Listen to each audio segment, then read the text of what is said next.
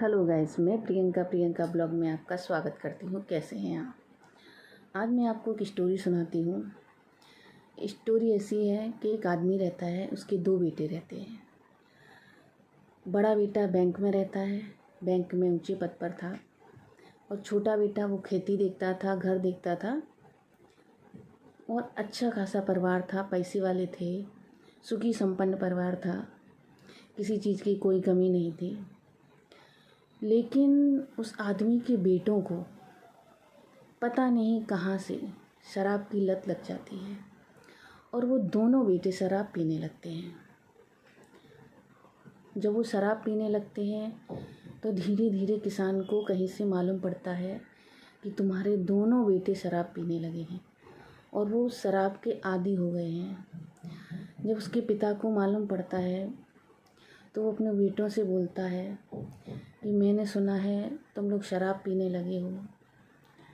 तो उसके बेटे बोलते हैं, आपसे किसी ने झूठ बोला है, हम लोग शराब नहीं पीते हैं।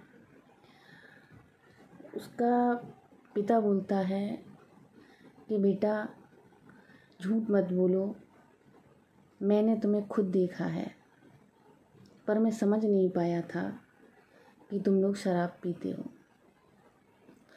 बेटा बोलता है, नहीं नहीं पिताजी, वो तो गलती से एक बार पिला दी थी मेरे दोस्तों ने, हम शराब नहीं पीते हैं और हम आगे से पार्टी भी नहीं करेंगे, पिएंगे भी नहीं, कुछ भी नहीं करेंगे, और अपने दोस्त लोग जो हमारे ऐसे हैं उनको हम छोड़ देंगे।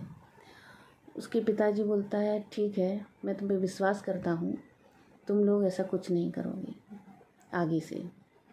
बेटे बोलते हैं, ठीक है पिताजी। उसके बाद काफ़ी समय निकल जाता है, सब ठीक चलता रहता है, लेकिन उसके दोनों बेटे शराब के आदी हो जाते हैं। उन्हें शराब की लत लग जाती है और वो सुधरने की जगह और शराब पीने लगते हैं। धीरे धीरे करके उसका जो बड़ा बेटा रहता है वो बैंक में काम करता है। उसने बैंक का पैसे का घपला किया शराब के कारण। उसने बहुत सारा पैसा शराब में उड़ा दिया। खुद पीता था, दोस्तों को पिलाता था, और ऐसे करके बहुत पैसा उड़ा दिया। और उसका छोटा बेटा, उसने खेत बेच दिए शराब के कारण। जब उसके पिता को मालूम पड़ा कि मेरे दोनों बेटों ने शराब के कारण मेरा खेत बेच दिया और उसने बैंक का घपला किया है पैसे का। अब जब ये बात बैंक में मालूम पड़ती है तो वहाँ इंक्वायरी बैठती है और इंक्वायरी में मालूम पड़ता है कि उसके बड़े बेटे ने बहुत सारा बैंक का पैसा इधर से उधर किया है, जो कि पैसा शराब में गया था। शराब की लत के कारण वो पैसा बर्बाद हुआ था। उस पर केस हो जाता है, सरकार उस पर केस कर देती है और बोलती है कि जितना भी पैसा है वो भरो। अब पैसा उन लोग के पास था नहीं, क्योंकि खेत तो छोटे बेटे ने बेच दिए थे। अब बचा था खाली घर। वो लोग घर बेचकर वो सारा पैसा सरकार को भर देते हैं और उसके बड़े लड़के पर केस रहता है। वो गांव छोड़ के रातों रात चले जाते हैं। वो लड़के अपनी मौसी के यहाँ चले जाते हैं। उसकी मौसी कहीं दूर रहती है, वहाँ चले जाते हैं। मौसी विधवा रहती है, उसका छोटा सा घर, कुछ खेती रहती है, उसके बच्चे नहीं रहते हैं, तो वो लोग अपनी मौसी के घर पे चले जाते हैं और वहाँ रहने लगते हैं।